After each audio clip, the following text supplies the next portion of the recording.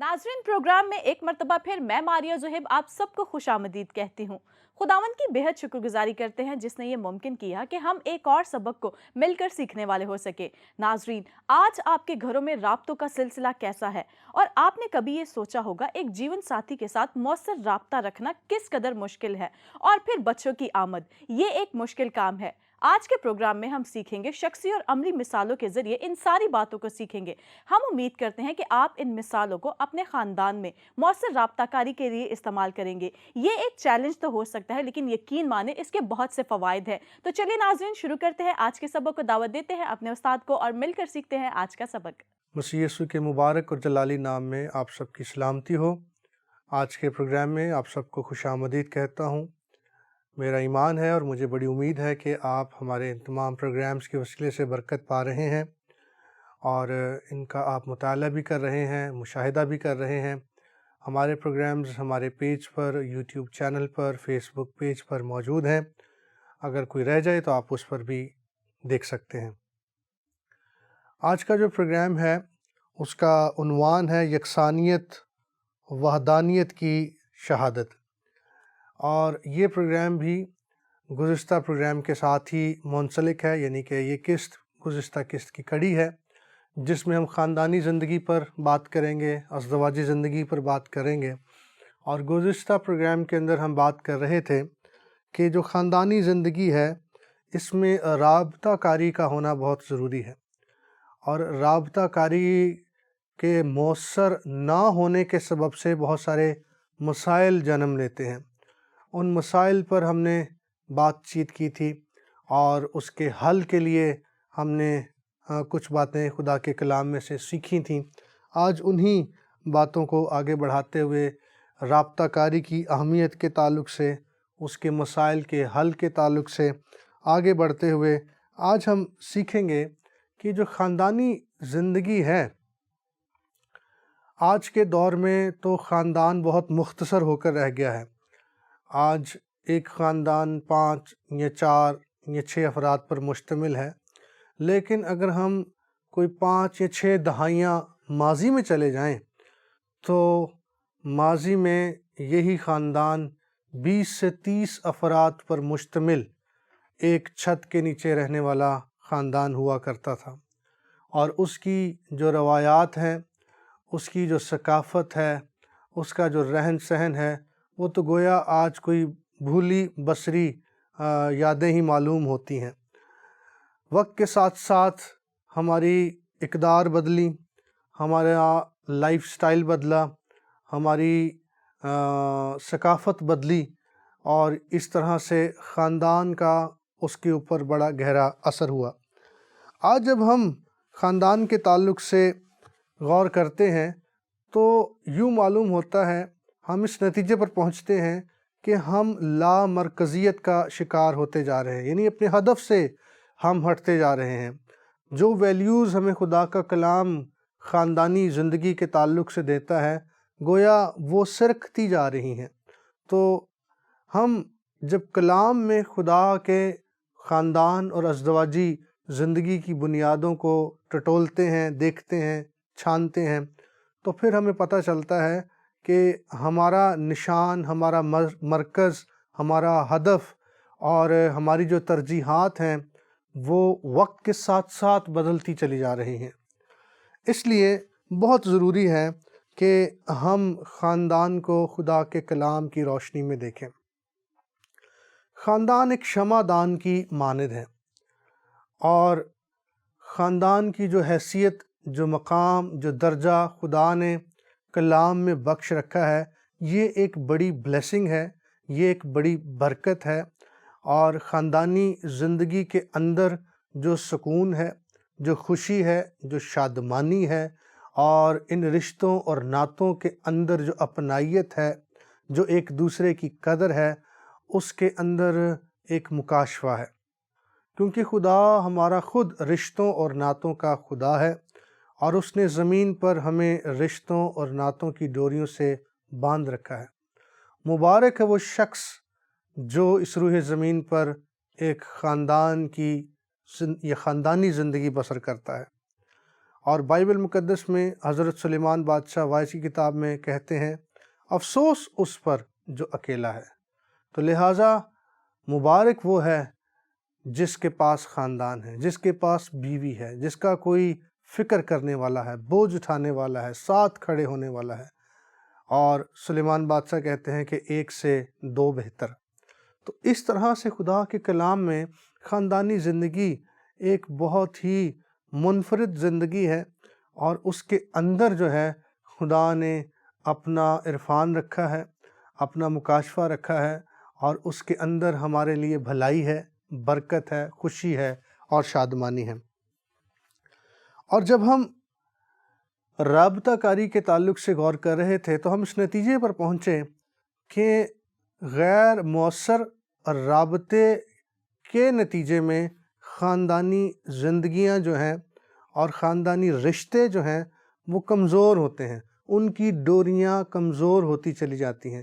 اس لیے آپس میں ریلیشن کو مضبوط کرنے کے لیے ایک دوسرے کے ساتھ وقت بتانا، ایک دوسرے کے ساتھ اپنے مسائل کو شیئر کرنا، یہ انتہائی ضروری ہے۔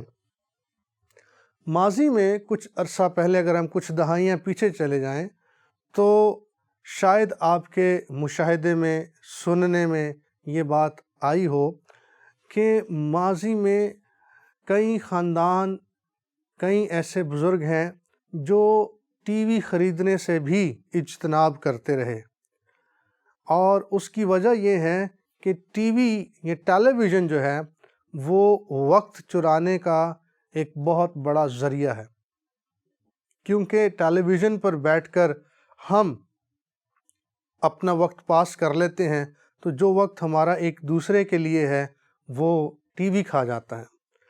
آج ہم دیکھیں تو آج موبائل کا زمانہ ہے، اور ہر شخص کے ہاتھ میں موبائل ہے، اور اس موبائل نے ہم سبوں کا وقت چرا لیا ہے۔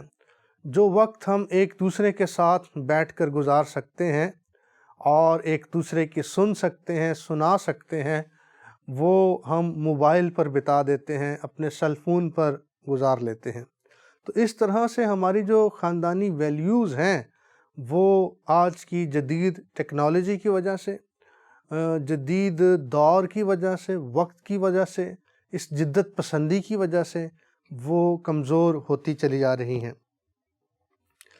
لہٰذا آج ہم رابطہ کاری میں اور خاندانی زندگی میں دن بدن کمزور ہوتے دکھائی دے رہے ہیں۔ کئی سال پہلے ایک بزرگ خادم سے ملاقات میری ہوئی، اور انہوں نے اپنی خاندانی زندگی کے تعلق سے یہ گواہی شیئر کرتے ہوئے بتایا کہ وہ بتاتے ہیں کہ یہ 1970 کا واقعہ ہے، جب ان کے بچے ابھی جوان ہو رہے تھے۔ تو انہوں نے محسوس کیا کہ ان کی رابطہ کاری میں فرق پیدا ہو رہا ہے اور وہ غیر مؤثر ہوتی جا رہی ہے۔ تو انہوں نے اسی ہی پیٹرن کو اپنایا، اسی بات کو ذہن میں رکھا کہ خاندان تو ایک شمع دان کی مانند ہوتا ہے، اس کی روشنی چمکنی چاہیے۔ تو انہوں نے اپنی زوجہ کے ساتھ، اپنی بیوی کے ساتھ اس بات کو شیئر کیا، اور دونوں میاں بیوی نے اس بات کا فیصلہ کیا کہ ہم اس رابطہ کاری کو مؤثر بنائیں گے۔ لہٰذا وہ صبح 5:30 بجے اٹھ جاتے، اور جو ماں ہیں، والدہ ہیں، وہ 10 سے 15 منٹ میں ناشتہ تیار کرتی، اور وہ ایک میوزک لگا کر سب بچوں کو صبح وقت پر اٹھا لیتے۔ ان کا جو اسکول ہے وہ بھی کوئی 7-8 میل دور، تو لہٰذا سب مل کر ناشتہ کرتے اور مل کر دعا کرتے۔ ان سے پوچھا جاتا کہ آج ہم کس بات کے لیے دعا کریں گے، اور یہ اصول اپنایا گیا کہ ہر شخص اپنے ساتھ والے کے لیے دعا کرے گا۔ اور پھر اس کے بعد جب اسکول کا وقت گزر جاتا، شام کو سب پھر جب جمع ہوتے، تو شام 5:30 بجے کا وقت سب کے لیے ٹھہرایا ہوا ہے کہ ہم نے سب نے میز پر جمع ہونا ہے، اور وہاں پر بیٹھ کر دن بھر کی ساری روداد پوچھی جاتی، سنائی جاتی۔ آج ہم نے کیا اچھا کیا، کیا برا کیا، کیا غلطی ہوئی، کہاں ہمارے ساتھ کیا واقعہ پیش آیا، کون سی بات سیکھنے والی تھی، کون سی بات ہے جو بتانے والی ہے، کون سی بات ہے جو پوچھنے والی ہے، کون سی ایسی بات ہے جو نئی ہے، اور اس طرح سے ایک دوسرے کے ساتھ رابطہ کاری کا یہ جو سلسلہ ہے وہ مضبوط ہوتا چلا گیا۔ تو اس طرح خاندانی زندگی کا آپس میں رابطہ کاری کا مؤثر ہونا بہت ضروری ہے۔ یوں یہ خاندان جو ہے وہ اور زیادہ ایک دوسرے کے ساتھ پیوست ہوتا گیا، اور ان کا ماحول، خاندانی محبت، چاہت، اس کے اندر بہتری آتی چلی گئی۔ جب ہم ایک دوسرے کے ساتھ بیٹھتے ہیں، بات چیت کرتے ہیں، تو اس کے ساتھ ایک ہمدردی کا جو جذبہ ہے وہ اور زیادہ ہمارے اندر پیدا ہوتا ہے، گہرا ہوتا ہے، اور اس کے لیے ہمیں ایک دوسرے کی فکر ہونے لگتی ہے۔ جب کوئی ایک شخص کسی جگہ کمزور ہوتا ہے تو دوسرا اس کے ساتھ کھڑا ہوتا ہے اور اس کی مدد کرتا ہے۔ ہمدردی کا جو مفہوم یا معنی ہے اس میں ایک دوسرے کے ساتھ اس کے دکھ میں شریک ہونے کے معنی ہیں، جس میں ایک دوسرے کا بوجھ اٹھانا ہے، جس میں ایک دوسرے کی مصیبت میں کھڑا ہونا ہے، جس کے اندر دوسرے کے ساتھ زخمی ہونے کا مفہوم پایا جاتا ہے۔ تو اس لیے ہمدردی کا ہونا بہت ضروری ہے، اور یہ رابطہ کاری کے نتیجے میں پیدا ہوتی ہے، ساتھ وقت بتانے کے نتیجے میں پیدا ہوتی ہے۔ 1978 میں 1978 میں ایک کتاب منظر عام پر آئی جس کا عنوان تھا "The Road is Traveled"، اور یہ کتاب جس مصنف نے لکھی وہ ماہر نفسیات تھے، اور ان کا نام تھا اسکاٹ بیک۔ ان کی کتاب بہت مشہور ہوئی، اور اس کے مشہور ہونے کی ایک بڑی وجہ یہ تھی کہ اس کا جو فرسٹ چیپٹر تھا، پہلا سبق جو تھا وہ کچھ اس قدر دلچسپ تھا۔ اس کا عنوان تھا کہ زندگی مشکل ہے۔ 3 الفاظ تھے جو ان الفاظ کے ساتھ کہ زندگی مشکل ہے، اور اس کے اندر زندگی سے متعلق سچائیاں، اور بالخصوص خاندانی زندگی سے متعلق سچائیاں بیان کی گئی تھیں۔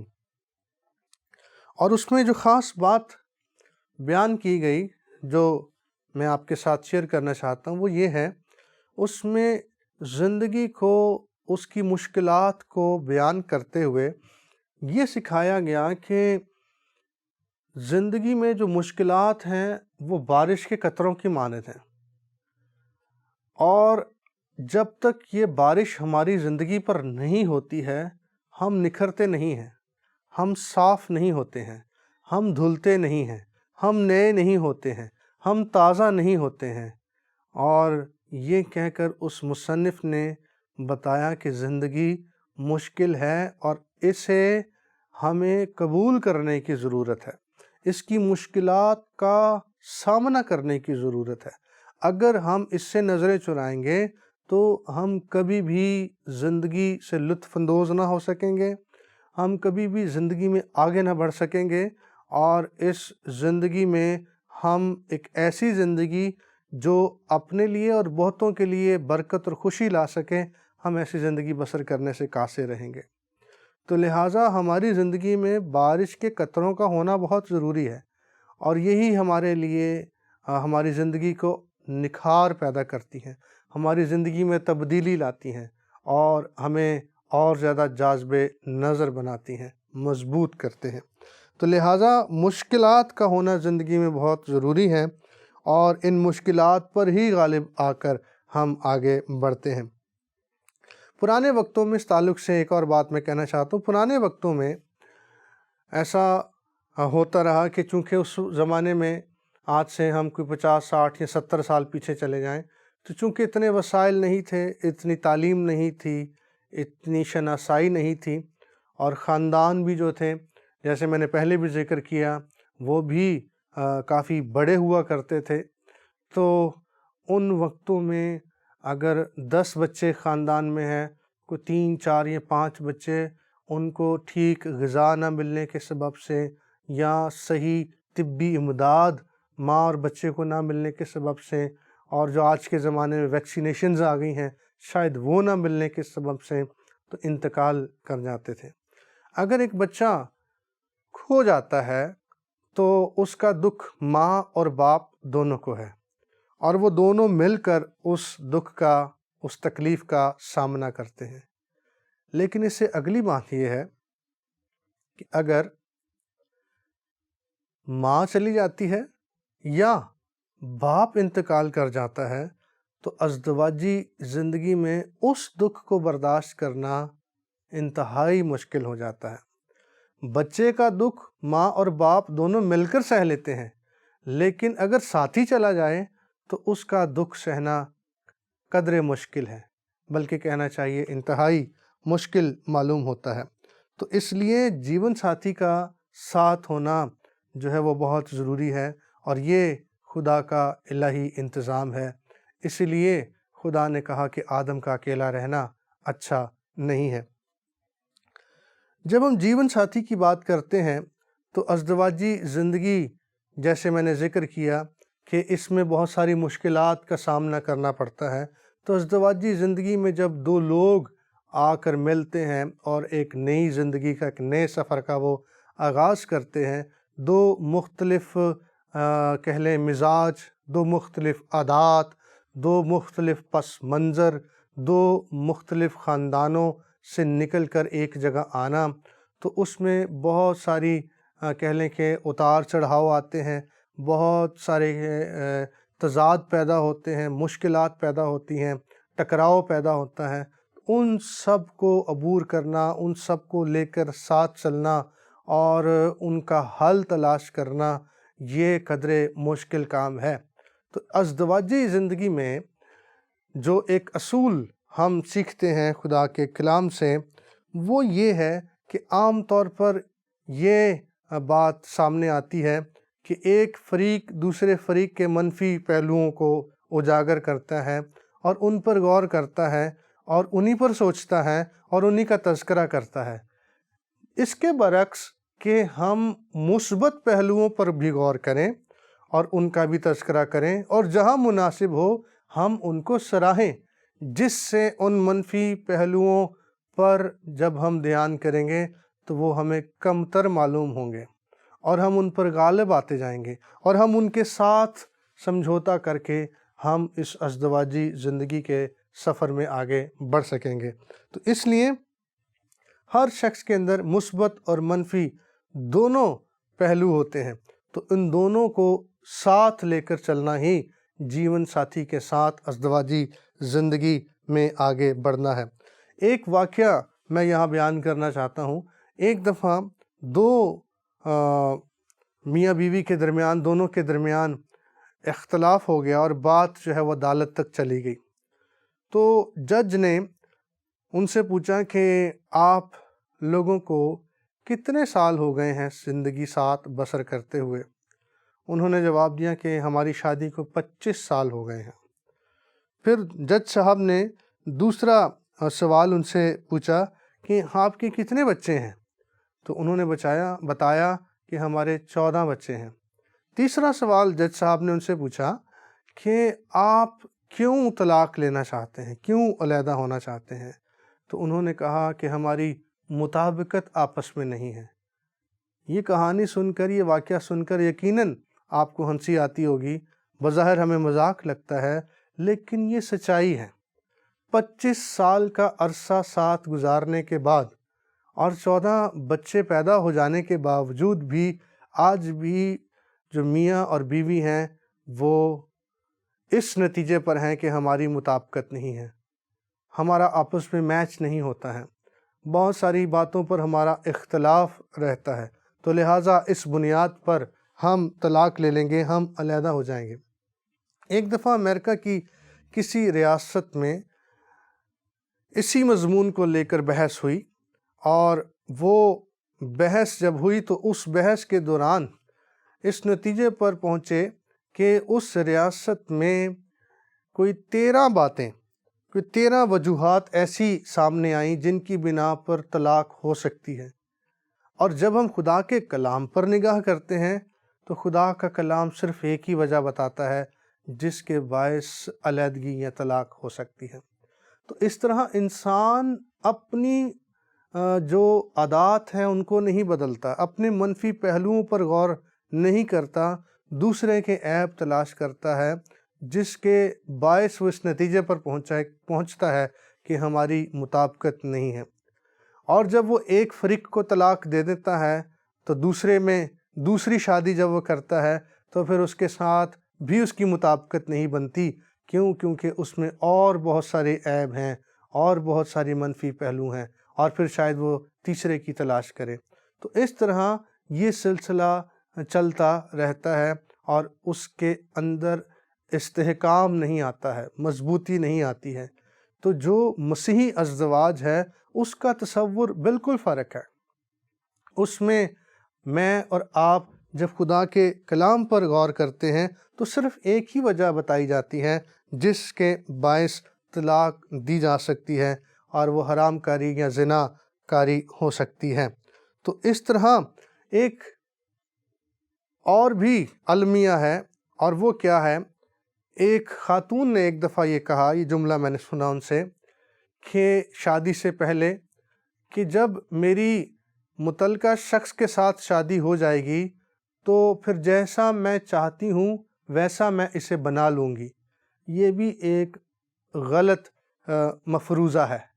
ایسا سوچنا کہ میں شادی کے بعد اسے اپنی مرضی کے سانچے میں ڈھال لوں گا یا ڈھال لوں گی، تو اس میں بھی آگے چل کر مسائل پیدا ہوتے ہیں۔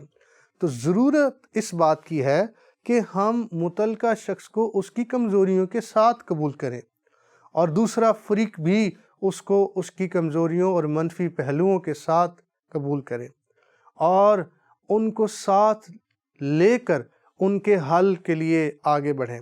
کیسے ہم ایک دوسرے کی کمزوریوں میں زور بن سکتے ہیں ان پر پردہ ڈال کر، اور کیسے ہم انہیں دور کر سکتے ہیں اور ان کا سد باب ہم کر سکتے ہیں۔ یرمیہ نبی کے صحیفے میں 13ویں باب کی 23ویں آیت میں ایک خوبصورت بات لکھی ہے، اور وہ کیا ہے؟ وہ یہ ہے کہ حبشی اپنے چمڑے کو یا چیتا اپنے داغوں کو بدل سکے تو تم بھی جو بدی کے عادی ہو نیکی کر سکو گے۔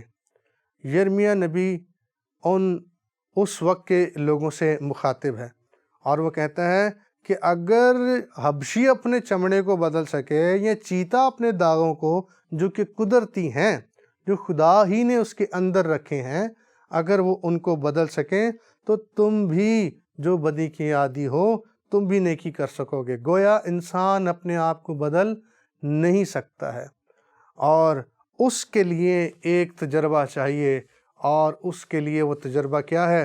وہ نئی پیدائش ہے، وہ تبدیل شدہ زندگی ہے، وہ مسیح یسوع میں آ جانا ہے۔ تو بغیر مسیح کے جو یہ فرماتا ہے کہ میں سب کچھ کو نیا بنا دیتا ہوں، دیکھو پرانی چیزیں جاتی رہیں، اور وہ نئی ہو گئی۔ جو نجات کا تجربہ ہے، جو نئی پیدائش کا تجربہ ہے، جس میں ہماری ترجیحات فرق ہو جاتی ہیں، تو اس میں ہم اپنی عادات کو بدلتے ہیں، اور خدا ہمیں فضل دیتا ہے کہ ہم روز بروز اس کے ہم شکل بنتے چلے جائیں۔ لہٰذا یہ کہنا کہ میں متعلقہ شخص کو اپنی مرضی کے سانچے میں ڈھال لوں گا، یہ کم عقلی ہو سکتی ہے یا بے وقوفی ہو سکتی ہے۔ اس لیے ضروری ہے کہ ہم منفی پہلوؤں پر ہی نہیں بلکہ مثبت پہلوؤں پر بھی غور کریں اور ان کو سراہیں، اور دونوں طرف سے یہ رویہ ہونا چاہیے۔ شوہر بیوی کے مثبت پہلوؤں پر غور کریں اور انہیں سراہیں، اسی طرح بیوی شوہر کے مثبت پہلوؤں پر غور کرے اور انہیں سراہے۔ اور اس کا ایک اور حل بھی ہے، اور وہ کیا ہے کہ ایک دفعہ ایک ساتھی دوست خادم نے اپنی شادی سے پہلے ایک فہرست تیار کی، اس سے بھی یقیناً آپ کو مدد ملے گی۔ انہوں نے فہرست تیار کی، اور وہ فہرست کس بات کی تیار کی؟ انہوں نے ایک فہرست تیار کی اور اس کے اندر لکھا کہ میری ہونے والی بیوی میں یہ خوبیاں، یہ مثبت باتیں ہونی چاہیے۔ اور اس کے ساتھ ایک اور فہرست انہوں نے تیار کی، دوسری فہرست، جس میں انہوں نے یہ لکھا کہ میری بیوی کیسا شوہر دیکھنا پسند کرے گی، شوہر میں وہ کون کون سی خوبیاں دیکھنا چاہے گی۔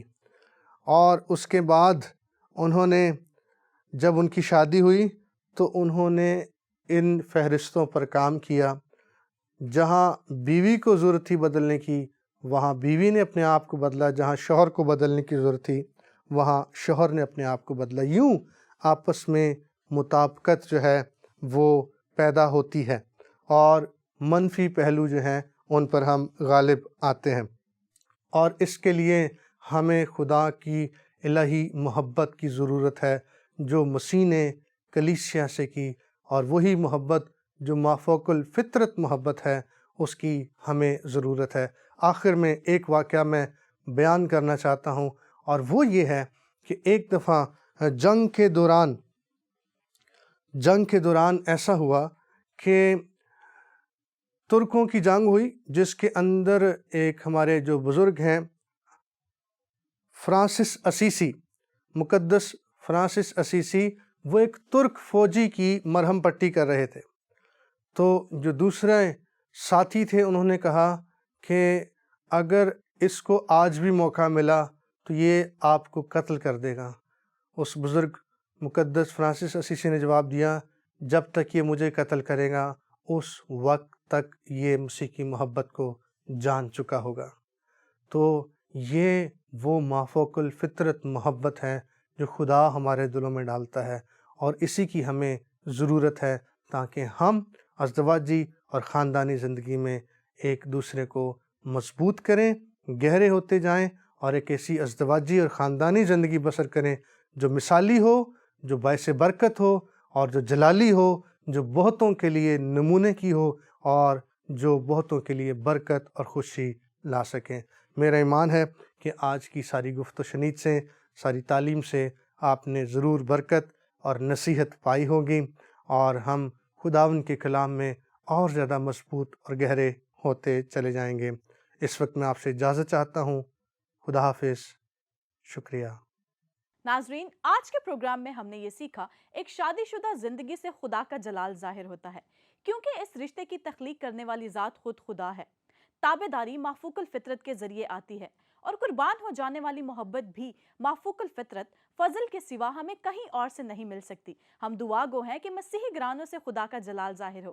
مجھے اور میری ٹیم کو اپنی دعا میں یاد رکھیے۔ ہمیں اجازت دیجیے، پھر آپ سے ملاقات ہوگی۔ تب تک کے لیے خدا حافظ۔ آج کے سبق کا سوال نمبر 1، لفظ مطابقت سے متعلق اس پروگرام سے آپ نے کیا سیکھا، اور یہ ایک مسیحی خاندان کے لیے کیوں ضروری ہے؟ سوال نمبر 2، کیا تابعداری یا فرما برداری صرف بیویوں کو ہی روا ہے، یا شوہر حضرات پر بھی یہ ذمہ داری عائد ہوتی ہے؟ کلام مقدس میں سے آیات کی روشنی میں تفصیلاً جواب لکھیں۔ سوال نمبر 3، مافوق الفطرت محبت کیا؟ پہلا کرنتھیوں اس کے 13ویں باب کی روشنی میں اسے تحریر فرمائیں۔ سوال نمبر 4، یسوع المسیح کس طرح سے ایک شادی شدہ خاندان کے لیے مشعل راہ ثابت ہوتے ہیں؟ کلام کی روشنی میں بیان کریں۔